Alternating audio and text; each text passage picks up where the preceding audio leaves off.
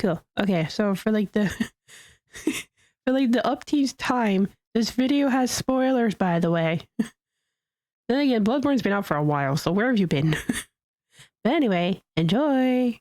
The video has spoilers. Bloodborne is a Lovecraftian horror RPG that no one understands by definition, where the player is free to attack hordes of human children at will and consume their innards. If that in-depth and engaging anti-baby gameplay appeals to you, keep listening because it gets worse. In this game, you play as John Bloodborne, a foreigner incapable of speech without the use of sign language, and stricken with Habsburg disease, comes to the ancient city of London, seeking treatment for the sins of his cousins. In doing so, he will begin hallucinating talking dolls, spider people, and the great journeying further, John Bloodborne becomes conscripted into the service of a gay elder god and the 60-year-old man he keeps as a pet, and is given the ultimate task of killing an invisible infant in order to cure his anemia. To accomplish said Herculean task, the player must journey through dark forests, terrifying nightmares, and the meth-ridden alleyways of a post-Brexit Britain, slaying monsters, exploring, and tricking women into being Honestly, he's not wrong. Damn, London, the scariest of places. It's very not wrong. You go down like a random alleyway somewhere in the UK, you're just gonna find like this. Except without like the Victorian side pieces and stuff. impregnated by gods so you can consume the child. This game is an excellent realization of a Metroidvania with something new around every corner. A great action RPG which pits you against insurmountable odds and extreme challenges, and has a gripping story and lore about discovering the Eldritch. Like, hey, Vix, is that really post-Brexit Britain or London? I don't know about London. I've not been there. But honestly, I can assume probably. That's what I was laughing at. It was just like have sex with a god and consume the child. Okay. Truth. So if you can, play it yourself because I'm not going to hold back on the details. It's no secret that my reviews are entertainment first, so I don't suggest using me as genuine advice. Oh, what? However, most people can't play this game, ever, because you have to buy a $400 magical box sold by the wizard Sony in order to experience it, and even then you get to see it in an amazing 30 frames per second with no anti-aliasing. Port this game to PC, I beg of you. In fact, I can assume that a lot of people watching this video will basically... That's the one thing I've seen a lot of people saying. This is like, it's not even so much like wanting like a Bloodborne 2, but a lot of people want like a Bloodborne remake, and they're like, please put it on PC. You know, or like, please just remaster it, if anything, please. Like 30 frames per second isn't cutting it anymore. But I'd love to see them. I'd love to see, like, I used to think I'm not good at these games. I will say that to the moon and back, that I'm not good with these games. But I love Bloodborne in particular. I love the style of it. But I'd love to see it remastered, or like maybe not even like so much like a Bloodborne 2, as cool as that would be. But I would fully support a remaster. Yeah, I saw that fans did it. They're like, please port it to PC, please. Like, there's only so much you can do. I'll yar this game if I have to. But yeah, no, that's one thing I've seen a lot of people being is just like saying it's just like, please just port it to PC, or at least just do a goddamn remaster. And like Sony's just like, haha, nope. Excuse me. Anyway.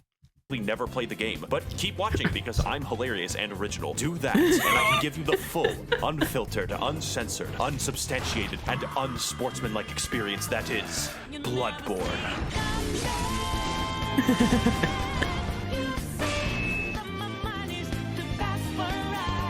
The gameplay is what makes this game great, and the easiest way to describe it is simple but complicated. On a simple level, your baby brain is responsible for only two tasks, dodging and hitting. And dodging in this game renders you temporarily invincible. Sounds easy, right? Wrong, because every single enemy is adjusted to keep pace with you. Basic enemies are basically able to whoop your ass into fucking non-existence. Tell me about it. Tell me about it. Oh, I've played this like... You know, I played this like once or played it like a long time ago, and like, oh my god, the amount of times I almost died in this.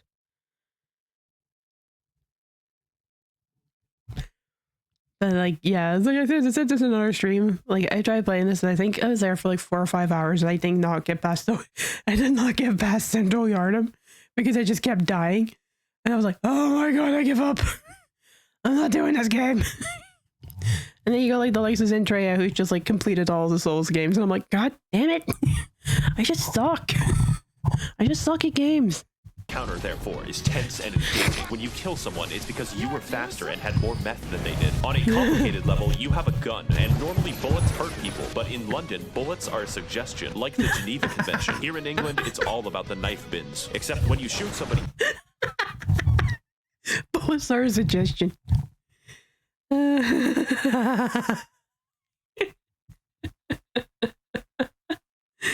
Oh, that absolutely kills me every time. Mid-attack, you gain the mystical and arcane ability to plunge your fist through their ribcage like Mortal Kombat and rip out their heart, which is considered rude and a slight annoyance. This extends to...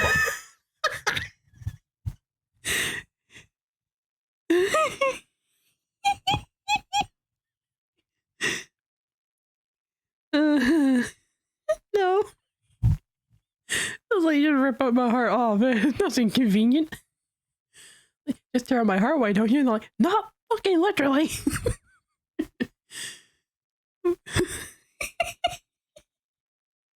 Oh god. Behind them if you charge an attack, which sometimes causes you to reach up a pig's asshole and rip out the prostate like fruit by the foot. Side note, the most optimal farming route for currency in this game is called Murgo's Pig Fisting Route. See, I changed the webpage, and in this route, you sneak up behind this guy and do him the dirty. Then, entice these two swinular bastards to be mauled to death by members of Organization 13. Repeat 50 times. On a complicateder level, every single weapon in the game has 2 different modes with 2 different movesets, and transforming between them gives you special attacks, in addition to running attacks, plunging attacks, on a theoretical physicist level, your character memorizes squiggly lines and fridge art created by gods for passive bonuses that work regardless of weaponry. My favorites are more money, and more money they stack. Finally, on a meta-theoretical chiropractic level, every weapon is customizable with different gem slots that give differing effects for your attacks. And there are different types that can literally change all of the stats of the weapon, like making a fucking spear do more damage based off of intelligence. There's definitely more and a lot of strategy in how you level up your character, but I assume that you know how to level up in a fucking video game. But with all this combat prowess, you may be wondering, Max0r, who are these crusty abominations that you're fighting on screen? Well, to learn that much, we're going to have to delve into the lore. So here's the thing. Okay, when it comes to me in games, oh my god, that's a cooler fridge art than yours. When it comes to me in games, I'm all about, you know, just having a chill time. Like, my autism brain has to do like one thing after the other, so if I have to do like 3 things at once, then it's never gonna work out. And this is like the problem I have with these kind of games. Like, you need to dodge, but you also need to be like able to slash at the same time, and then you also need to do like this hammer move if you want to do something. And you're just like, what? So yeah, I'm not like pro gamer or anything. I just play games for fun. I don't play them because I'm good at them.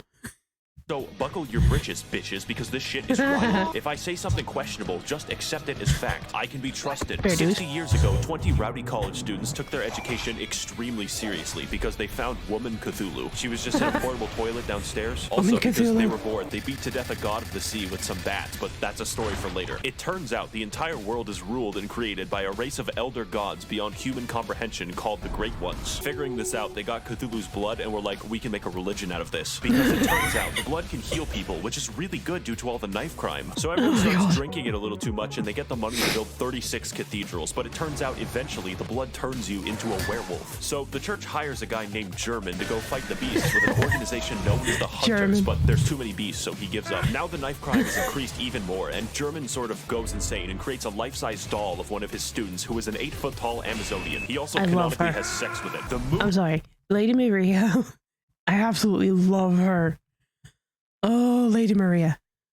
She is like absolutely up there with one of my favorites. God, for some reason, kind of takes notice of this and is like, all right, listen, I'm building a suicide squad. I will bring your waifu to laifu if you serve me for all time as my slave. German reasonably thinks that like, so somewhere there's like anime fans are like, please, I just want my waifu to laifu. Please bring her to laifu. This is a great deal and is imprisoned in a dream. This is where you come in. See, the moon god assassinates baby gods for fun, but needs a hitman to go into the real world to do it since he's confined to the 9th dimension. So in addition to fighting all manner of giant beasts and uncovering dark secrets, the true aim of this game is to commit infanticide. There's enough bullshit here to fill tax legislation, so comment your own poorly summarized Bloodborne lore below. And for the rest of us non-shills, we have ample time to explain more of what makes this game great. Prepare to die. You have been japed. I am talking about bosses before I talk about the levels. In most video for games, eternal bosses cap off servitude? areas, Done. but in Where do I Bloodborne, sign areas up? are preambles to a dick flattening, and nothing will challenge your skill in quite the same way. Except for the goddamn Witches of Hemwick, who were placed into the game for disability access. You can probably tell that Bloodborne is a hard game. We don't even know if a games journalist can beat it. But it's hard in a fair way that tests your skills and reaction time, except for Lawrence, but I'll get back to Lawrence later. What sets this game's bosses apart is that the challenge makes it feel like you're a really small dude jabbing a toothpick into a building-sized deer demon. So yeah, I would be impressed if he killed that. Is that Haruka? But not only that, unlike Dark Souls, every single boss reacts meaningfully to how you attack them. Large beasts can have their bones cracked and their tendons wound into a slinky. Bone boys can be knocked over and have their marrow sicked. And human enemies will wince and recoil when they see your height difference. As well, every boss punishes you for cowardice and actively discourages backpedaling with their forward momentum, causing every fight to be an elaborate dance with a thrilling back and forth. Unless you're fighting Rom, who is the really hungry cat. I fucking hate him. I hate him. I don't like Rom. I don't like spiders.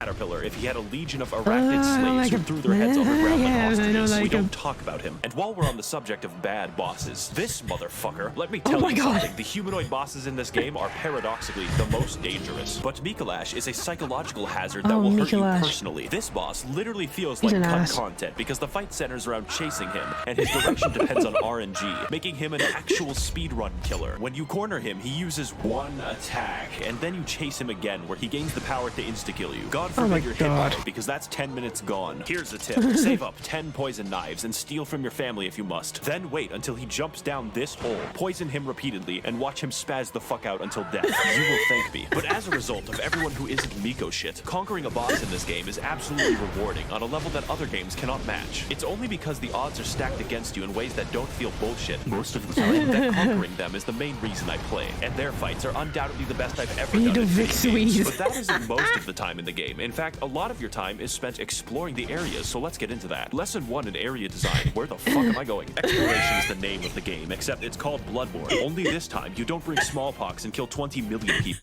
That's so true, though. You just start playing and halfway you're like, where the fuck am I going? Where am I?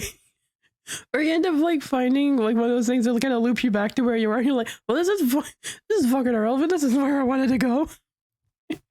It is so rewarding, but it's like you also are just kind of like, where am I? Where does this go? And then you're like loop back and you're like, ah, damn it, that's not where I wanted to go. Now where am I? We're looking at a solid 10 this time, because the main enemies in this game are British townspeople. It's how the developers Oh, God, made the sure you worst didn't people. feel bad about killing them. The plague of beasts infecting London causes people's teeth to become beast-like, makes you aggressive at night, and slurs your speech. So it's up to you to stop them, as a hunter should. If you don't look up where to go next in this game, good fucking luck. People get lost all the time. Get used to it. This game doesn't do exploration like, oh look, there's loot in this hallway, my dopamine's gonna go crazy. That's baby shit. This is daddy's exploration, where you find a route back to a place you were in 10 hours ago. And I hope you weren't expecting. That's what I was just saying. That's what I was just saying. You go, you have absolutely no idea where you're going, and then you loop back around, and then you die. A mini-map or any map. Every single hallway is a rabbit hole of discovery and your hand isn't held. Case in point, Cathedral Ward is a level but feels like a hub area because it connects to fucking everything. And where Oh, you start God. the game is in the middle of a loop-de-loop involving torturous experimentation. Just look at the fucking map of this game. Everything overlaps. And yes, there is a level called Nightmare Lecture Hall, and no, it does not connect to the Altar of Despair, although you would think that. Fittingly, the Lecture Hall is the smallest area, and more fittingly, 90% of the combat is graduates throwing cum at you. The game also has Ew. But also kind of fitting. But still, ew.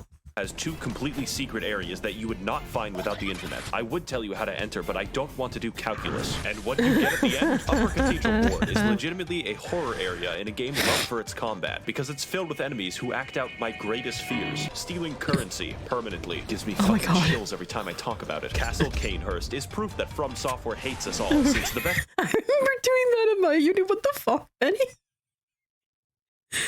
Ah, yes, my good old cum throwing days. Remember them well. Oh god. area in the entire game requires you to go to the Field of Corn in Ohio and trek down Waldo. But it's worth it to invade the house of that parasitic queen dwelling in her demented castle, so that she may feel the wrath of the proletariat. All we have to do is kill Prince Philip, who guards the way as an eternal lich. On top of this, there are numerous NPCs and NPC quest lines spread throughout the world, all with a series of interactions with each other depending on location and timing. For instance, you could direct nuns, prostitutes, and Prince Philip to a church run by a lonely black sludge, then perform enough blood transfusions to send the nun into a yandere rage. Or you could direct them to the nice woman who runs the clinic down the street, who only wants to help and assist others. Then take a strange path through the forest and into her clinic to discover that she has been experimenting on all of them in order to create the Blue Man Group. And if you want, you can take the umbilical cord away from her schizophrenic ass and eat it. The sky's the limit in Bloodborne quest lines. And you know what my favorite for lunch? Oh, you know, just umbilical cord in the old ones. Like, nice. Hell, complete with eternal punishment, insanity, and femboy fishing, the scariest of them all. I'm of course talking about the DLC, the only DLC for this game. And if you play through Bloodborne, you have to play through the DLC. I'm not giving you a fucking choice. So to learn why, you should play the best expansion ever made since Spore Galactic Adventures. Jungles. Come with me on this amazing journey to find the secrets of the Bloodborne, the old hunters. I want you to imagine hell. Now imagine Britain. Every time. I want you to imagine hell. It's just a picture of the UK. Everyone's like, you know, that's fair. Hell written by H.P. Lovecraft. It will be filled with squids, immigrants, and air conditioning. This DLC has none of that except for the squids. For you see, those college kids from the lore section of the video were built fucking different. They experimented on an entire village and possibly beat up a god of the sea so fucking bad that her consciousness in the 9th dimension died. We spent an entire game killing an infant, and these guys somehow killed the MILF god. But anyways, in the process— No, they killed the MILF god. What the fuck? There are 2 hells canonically, Britain and Ohio. God. No, they killed the MILF god. What the hell? That's not cool. Don't do that. Of this, it cursed them and all of the hunters to be doomed to a hell upon death, where they will hunt in a bloodthirsty rage without rest for all eternity, indistinguishable from a political subreddit. Case in point, this is Ludwig. He's the first boss of the DLC and has a reputation for causing refunds. Not because he's bad, but because he's too good for you. The first phase is as difficult for me as realizing that— Can you imagine being the— oh my god, Golden Corral. Oh my god, can you imagine being the like, that's not the word. Can you imagine being that difficult to beat the like, no, I don't want to play this fucking game. Take it back. Golden Corral is not actually a real corral, but like every restaurant except Golden Corral, the rewards at the end are delicious because his second phase is even harder. Now, I'm not going to lie, this DLC has 4 bosses and 3 of the hardest bosses I have ever fought in any video game ever. So your ass will be clenched the entire time, and the fact that he's the 3rd hardest is fucking concerning. Some people tell me, Max0r, your videos have gotten me through tough times because they made me laugh. But like this boss, you are the one who is truly overcoming these challenges, and I believe in your ability to beat both of them, King. Boss Lightning Round. The DLC has many such cases of amazing bosses, including Lady Maria, who is the basis for German's extremely creepy 8-foot-tall doll fetish, but we'll get back to that, and Orphan of Cause, who was born from the literal dead body of a god. If you enjoy the sensation of being beaten to death with a sharpened placenta, this is the fight for you. And as with everything that From— Who actually thinks he's up? Genuine question.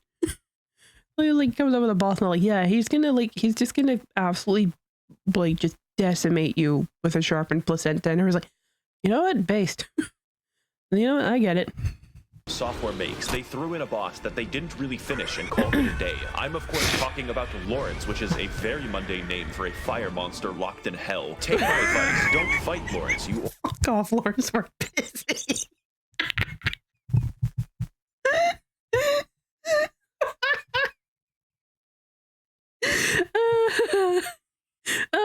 love this video.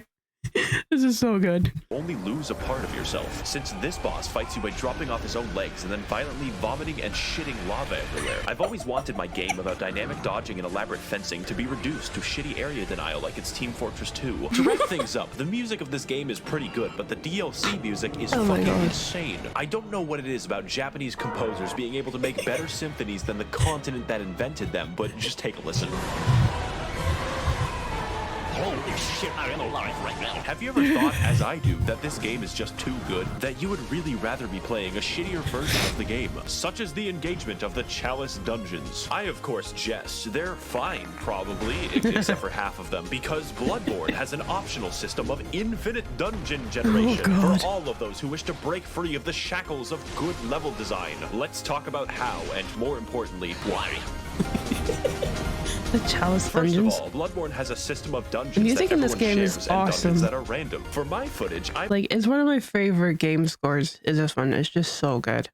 played the shared dungeons so that you can be guaranteed the pain you witness on screen is mandatory. One of the biggest strengths of Bloodborne is the ability to have interesting and challenging enemy encounters gently rubbed with the blood-stained hands of Miyazaki. But I don't think I have to explain to you how randomizing almost every encounter in the game could be imbalanced. But fortunately, most enemies you encounter in the Chalice dungeons are new to spare British people your wrath, so you instead fight SCP-96. But why are we here? It turns out that the entire city of London was built on a Celtic burial ground, an ancient civilization called the Tumerians who discovered the healing powers of blood and then mysteriously disappeared. Wow, I wonder what happened. This is all cool in theory, but the reality is that most of the time you fight the same 4 enemies, and the first 3 dungeons can be replaced by Simon Says. My cat literally wouldn't notice. The Chalice dungeons are so forgotten that the developers use them to put joke enemies into the game. My favorite is the man who aggressively rolls at you stark naked wearing only his Nikes. The uniqueness also extends to the bosses, and their Oh man.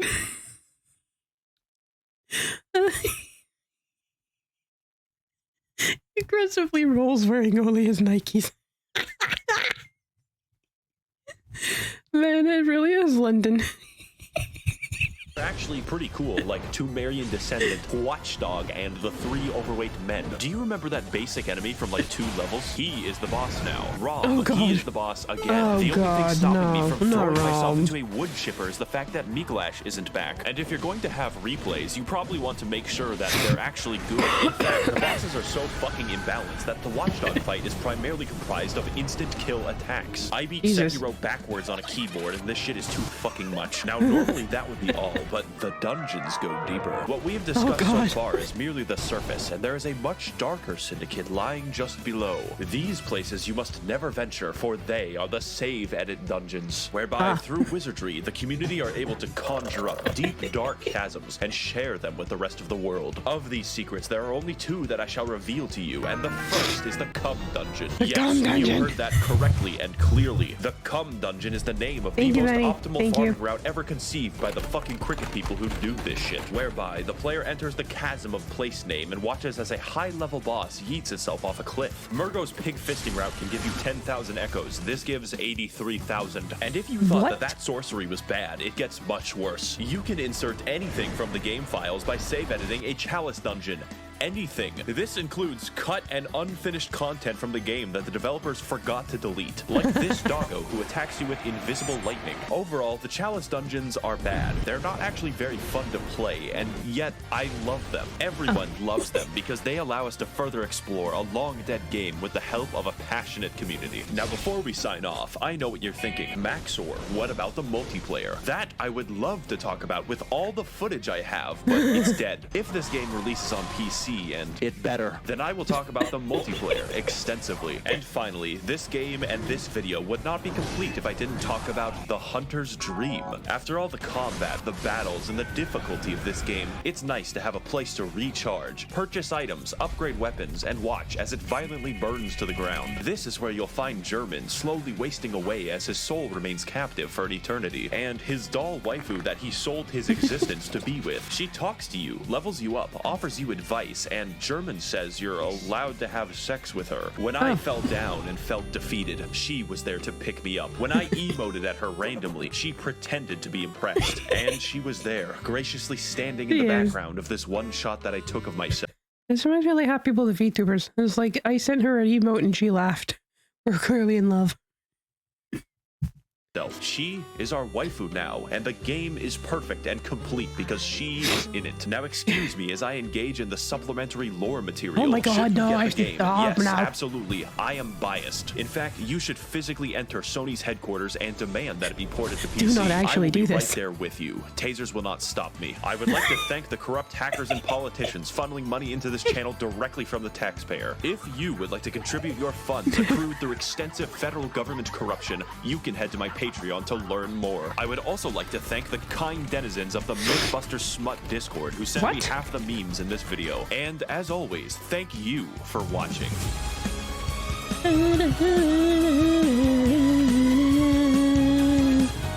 That was awesome.